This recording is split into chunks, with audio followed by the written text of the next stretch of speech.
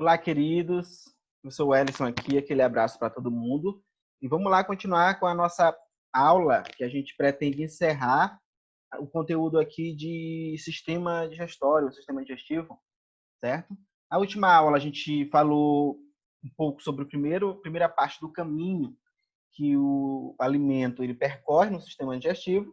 A gente viu algumas coisas já sobre a boca, sobre as glândulas salivares, sobre os dentes e a língua em geral, que começa aquele primeiro processo de digestão química e mecânica, especialmente mecânica, né? A gente viu o processo de deglutição, os processos de deglutição, falamos um pouco sobre a faringe, sobre a epiglote, né, que separa o sistema respiratório do sistema digestório.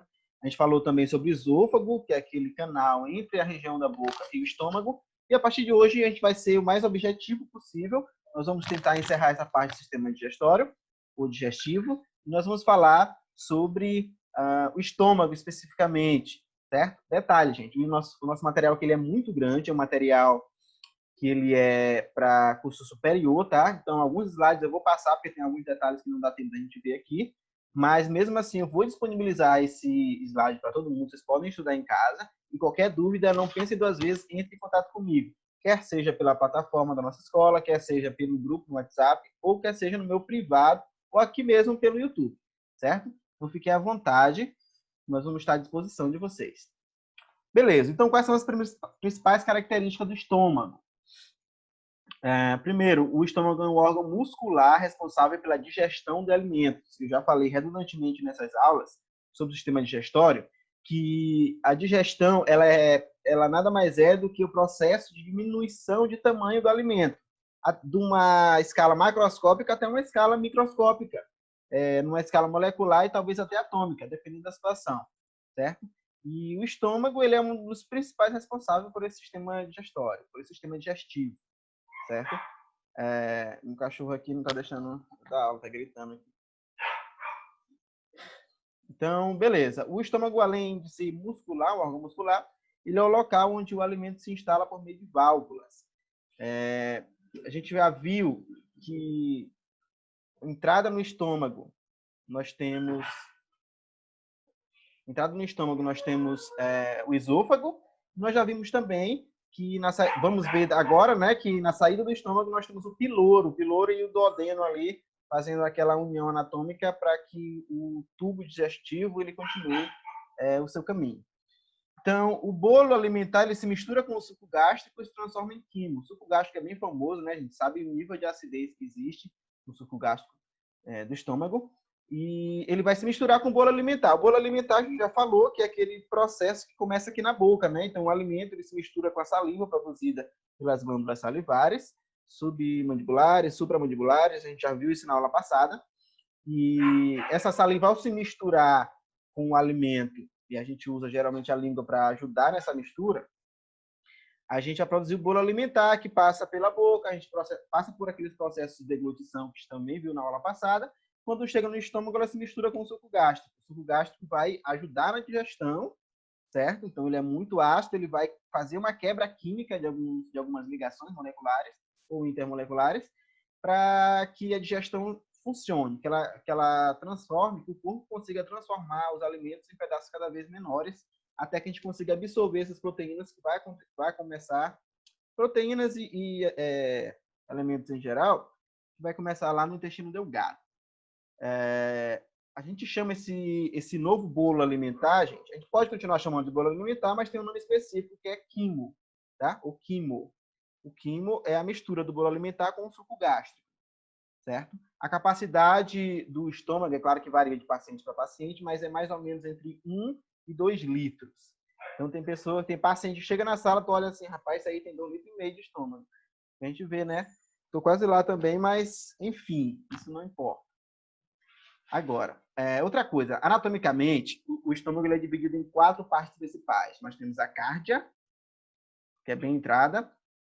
A cárdia, gente, o próprio nome cárdia já lembra da área cardíaca, né? Então, a gente vai ter lá uma incisura cardíaca, que é justamente nessa cárdia. Esse nome faz você lembrar de onde é que funciona. O fundo é uma região anatômica bem interessante do estômago, porque não fica no fundo, né? Por incrível que pareça. O fundo fica na parte de cima do estômago.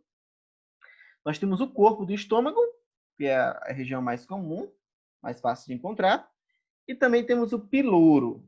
O piloro é a região que eu citei agora há pouco, que fica na parte, deu um problema no meu vídeo aqui, fica na parte distal, ou seja, na parte mais final do intestino delgado, do estômago, desculpa, gente. Ah, tá, deixa eu ver o que está acontecendo aqui com minha câmera, vamos continuar a gravação normal, sem problema, só conectou aqui no Wi-Fi errado, mas vida que segue. Vamos ver se eu consigo consertar aqui. Certo. Então, como eu falei, são as 4 partes do estômago. Vou dar uma pausa aqui rapidão, gente. Certo, voltamos aqui, consertamos a câmera. Então, vamos lá, próximo slide. As 4 partes do estômago está explicada aí. Nós temos aqui algumas imagens, a gente não vai poder passar tanto tempo nessas imagens, tá, gente? Mas a gente vai conseguir perceber pelo menos essas 4 principais partes que eu falei. Nós temos aqui a cárdia. A cárdia é essa região bem aqui no início, que vai justamente fazer essa fronteira entre o esôfago e o estômago. É por onde literalmente passa o alimento. Bem aqui tem uma válvula, bem na cárdia, tem uma válvula, se eu não me engano é hiato, tá? A gente pode confirmar isso aí, a região ali do hiato, que ela abre para a alimentação passar e depois fecha para evitar que o alimento volte, certo? Quando há um problema nessa válvula, acontece geralmente um refluxo gástrico, que causa problemas, pode causar gastrite ou úlceras esofágicas, tá? Então pode subir para o esôfago aquela acidez. O esôfago tem uma parede que não é igual ao do estômago, ela não foi feita para receber suco gástrico, não foi feita para acontecer digestão química nele, por isso ela não tem a mesma resistência, né? Certo, continuando. Nós temos o fundo, como eu citei para vocês, o fundo não é a parte de baixo, a parte de cima aqui do estômago. Esse fundo tem essa linha imaginária aqui, que ela serve para que quando o alimento chega no limite dela, a gente tenha a sensação de saciedade, de que não cabe mais, de que a gente está muito cheio. Porque imagina que se a gente conseguir encher esse fundo, o alimento ele acaba sendo empurrado para cá, para o esôfago. E acontece azia, acontece refluxo, como eu já falei agora há pouco, certo? Então, o ideal é que a alimentação chegue até aqui. No caso, gente, de cirurgia como é que a gente pode falar? Cirurgia de redução de estômago, eles apenas botam uma espécie de costura aqui, e quando o alimento chega bem aqui, ele já toca aqui no fundo e a gente já tem a sensação de estar cheio, certo? Já tem a sensação de estar cheio e aí a pessoa acaba comendo menos. Por outro lado, essa parte do estômago aqui toda fica vazia e aí essa alimentação ela precisa acontecer de 2 em 2 horas. Então, o pessoal que faz esse tipo de cirurgia tem que estar constantemente se alimentando. Inclusive, alguns pacientes precisam acordar pela madrugada para se alimentar, para não desenvolver patologias mais sérias no estômago, tá? Beleza. Tem o piloro, que é a parte final, gente, Piloro, que é a parte final do estômago. Então, tá aqui, esôfago, fundo, o corpo, que é essa região toda, e o piloro, que é essa parte final. O piloro ele serve como a fronteira ali entre o estômago e o intestino delgado, tá? Quando a alimentação termina de passar pelo estômago, termina de receber aquele material que é o bolo alimentar e transforma em quimo, né, que a gente chama, misturando o bolo alimentar com o suco gástrico, ele vai passar para cá, para o intestino fino ou intestino delgado. Só um detalhe bem interessante é isso aqui, gente, incisura cardíaca. Incisura cardíaca, o próprio nome está falando. Incisura, vocês lembram lá das disciplinas de posicionamento e anatomia óssea, que a incisura num osso ou em qualquer órgão é justamente um espaço reservado para que um outro osso ou um outro órgão venha a ser encaixado, né? Mais ou menos assim. E é o que acontece aqui na incisura cardíaca.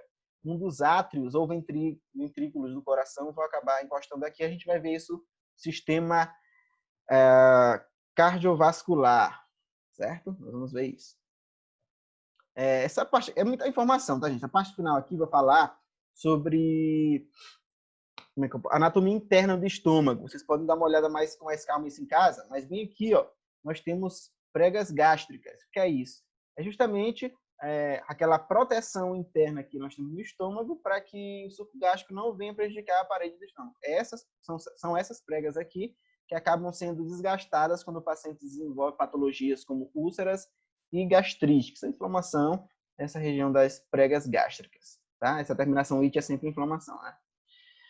O intestino delgado, gente. O intestino delgado também pode ser chamado de intestino fino, dependendo do teórico. Os atuais teóricos, os novos livros, estão vindo com o intestino fino para ficar uma linguagem mais simples, tanto na ciência quanto para a população em geral. É interessante que o intestino delgado ele é responsável pelo início da etapa final da digestão. Então, vou repetir redundantemente. A digestão ela é o processo pelo qual o corpo transforma o alimento macroscópico em um alimento microscópico. Ou seja, lá naquele alimento que eu ingeri, tem um monte de coisa. Tem lipídios, proteínas, gorduras, tem glicose, tem uma série de coisas que o meu corpo vai precisar, só que eles vêm misturados. Então, a ideia da digestão é de separar de novo para que o corpo consiga absorver cada uma dessas substâncias. E aí, essa parte final da digestão, ela é iniciada no intestino delgado. Por quê? Porque lá, além de ocorrer ainda a digestão química, ocorre a principal parte da digestão, que é a absorção dos nutrientes, certo? Não adiantaria nada passar por esse percurso todo quando o corpo ele não consegue absorver aquele alimento, certo? Então, no intestino delgado são adicionadas substâncias produzidas por órgãos próximos. Bacana. Pâncreas e fígado, gente, vocês vão ver no final do slide, que eles fazem parte daquilo que nós chamamos de sistema digestivo anexo, ou periférico, melhor dizendo. Eles são órgãos anexos. Eles têm funções endócrinas, tá? Tanto pâncreas quanto fígado, mas eles também têm funções digestivas. Eles produzem enzimas, uns sucos, né? Que são transportados até o nosso sistema. Aqui, ó, quem veio para a aula. Para o nosso sistema digestório. Espera aí, Scott. Deixa eu trabalhar, pelo amor de Deus. Deixa eu pausar aqui, gente, rapidão.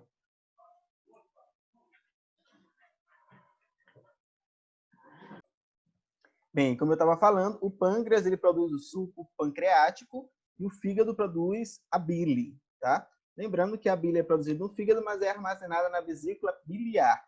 Esses dois órgãos, o pâncreas e o fígado, têm ductos, que são como se fossem veias. Não são veias, são canais, né?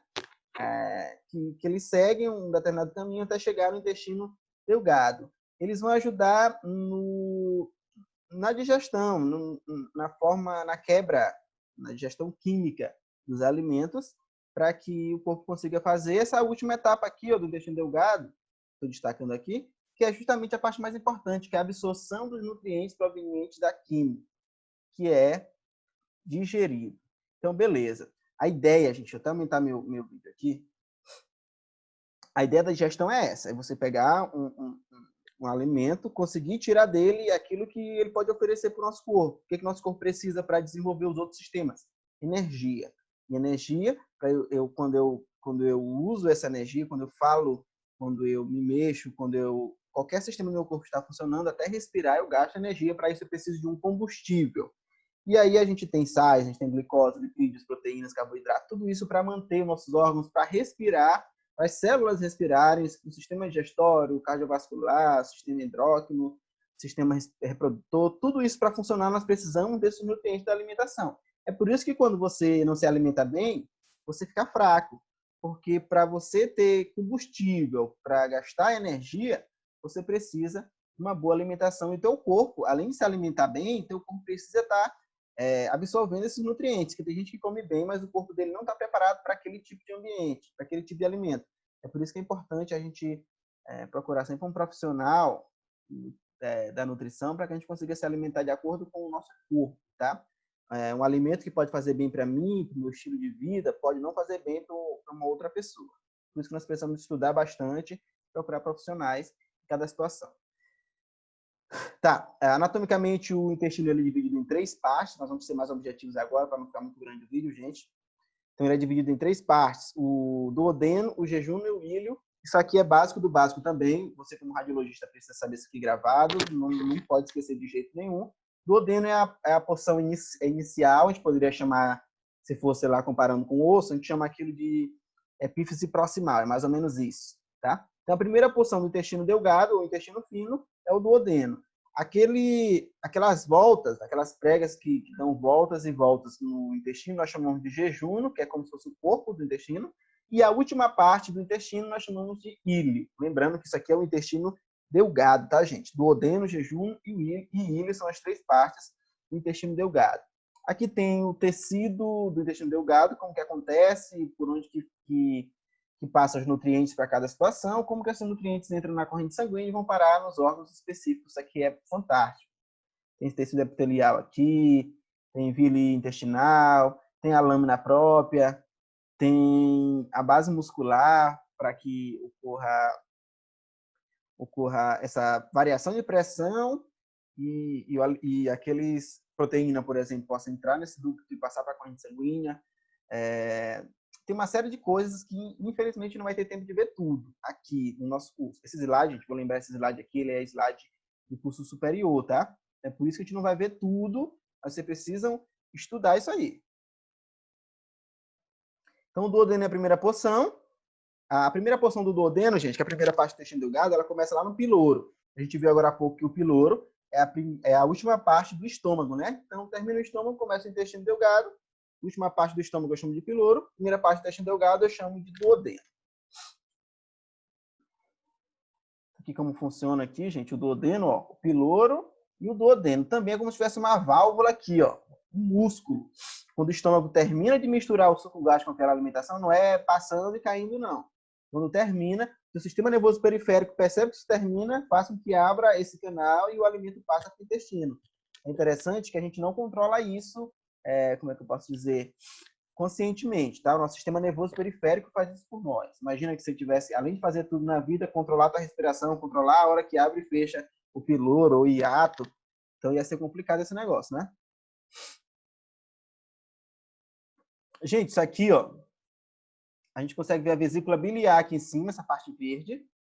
Isso aqui é os ductos hepáticos, direito e esquerdo. Ductos hepáticos são os ductos, os canais que vêm do fígado, tá? Eles passam por aqui, ó, e vem aqui na vesícula, fica acumulado esse material que é produzido no fígado, que é a bile, principalmente. Aí essa bile cai para cá e vai parar lá dentro do intestino delgado. Desse lado aqui, ó, é outro ducto, que é o ducto pancreático, que vem lá do pâncreas. Então, todo esse material vai se misturando com aquilo que já tem no intestino delgado e começa a acontecer a digestão de uma forma impressionante. O nosso criador, o arquiteto do ser humano, tá de parabéns, muito inteligente. Além do duodeno, que é a primeira parte, temos o jejuno, que é aquela região completa. Ele é largo, tem mais ou menos 4 centímetros de largura, tá, gente? Recebe esse nome porque é aberto e se apresenta vazio, tá, gente? Jejum significa vazio. É só enquanto ele só está preenchido quando a alimentação passa por lá. Ele não fica o tempo todo cheio de alimentação, não é isso que acontece, tá? E o ilho, gente, é o último segmento que recebe esse nome por sua relação com o ilíaco. Então, vocês vão lembrar lá do tórax e pelve, do osso ilíaco, né? Gente, agora sumiu aqui da cabeça. Dessa região pélvica, nós temos o isquio, ilho e pubis. E aí, pela proximidade do osso ilho com essa região do intestino delgado, ele foi chamado de ilho. Só para questão de informação mesmo. E distalmente, ó, na região final, na região distal, o ilho ele desemboca no intestino grosso, no orifício que recebe o nome de ósteo iliocecal. Beleza. Ósteo porque é a região final. Iliocecal é porque termina o ilho e começa o seco. O seco é a primeira parte do intestino grosso que a gente vai ver agora. Intestino grosso. Ó, no intestino grosso ocorre a digestão da água e das secreções produzidas durante o processo digestório.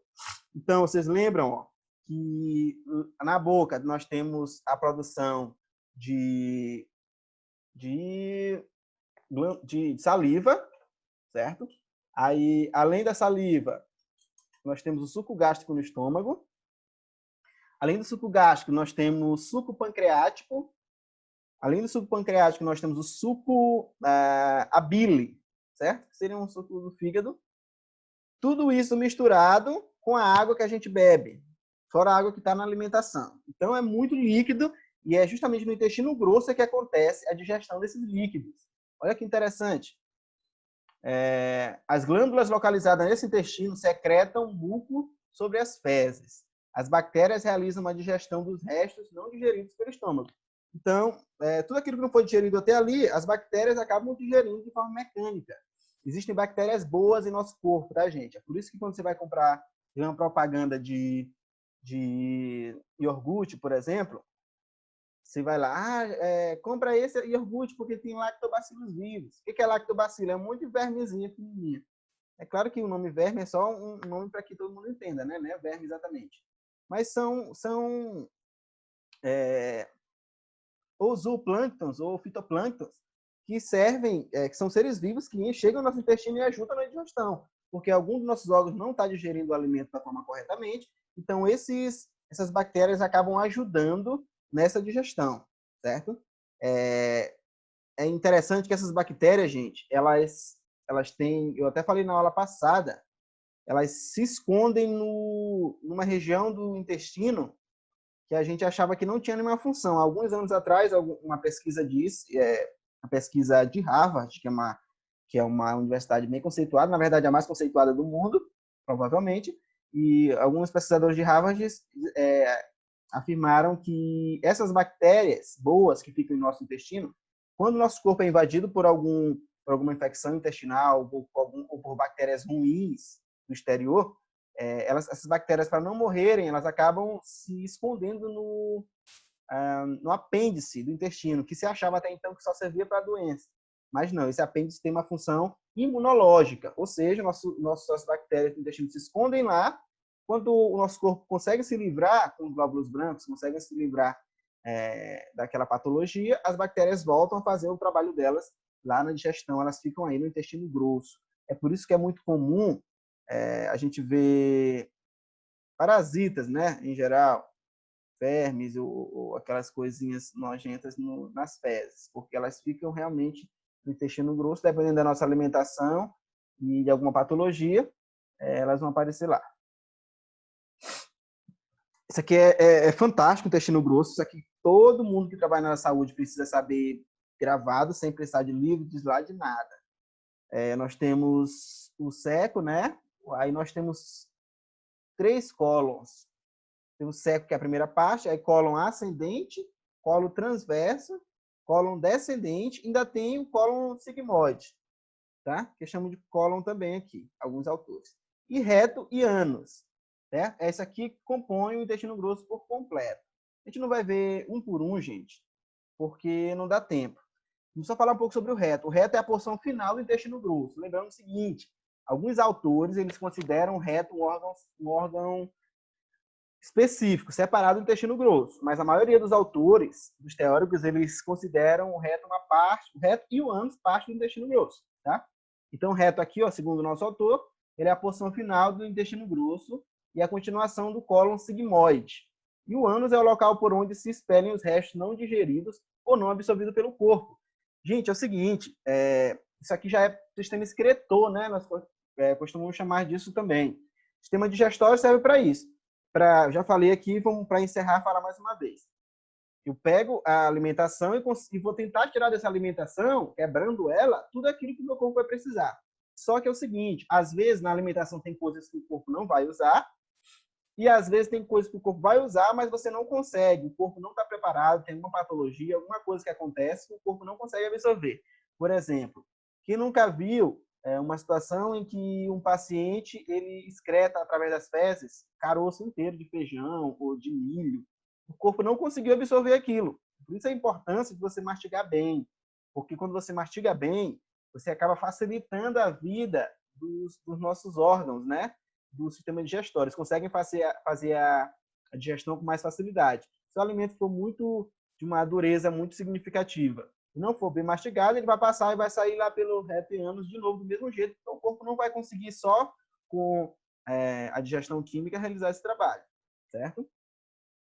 Então, assim, gente, nós vamos ficar por aqui. O sistema digestivo é basicamente isso. É claro que a gente poderia estudar por meses ele, porque cada cada órgão ou glândula específica tem uma infinidade gigantesca de funções e também tem uma infinidade gigantesca de porções anatômicas. A gente não pode, só por conta do tempo, deixar de estudar isso. Estude em casa, tire dúvida com o professor, faça perguntas sobre qualquer coisa que te interesse. A gente não precisa se preocupar só com provas, vamos se preocupar com aprendizado de verdade, especialmente nesse momento em que depende do professor, mas que depende muito do aluno também, certo? Dedica um pouco de tempo, eu sei que está difícil, está todo mundo muito corrido, mas dedica um pouco de tempo para estudar isso aqui, para fazer algumas anotações e para tirar a dúvida do professor. Eu estarei aí à disposição, tá? Então, um grande abraço para todo mundo. Até a próxima. A próxima aula nós estaremos trabalhando com outro sistema, provavelmente o sistema reprodutor, certo? Ou urinário. Um grande abraço para todo mundo. Tchau, tchau, gente.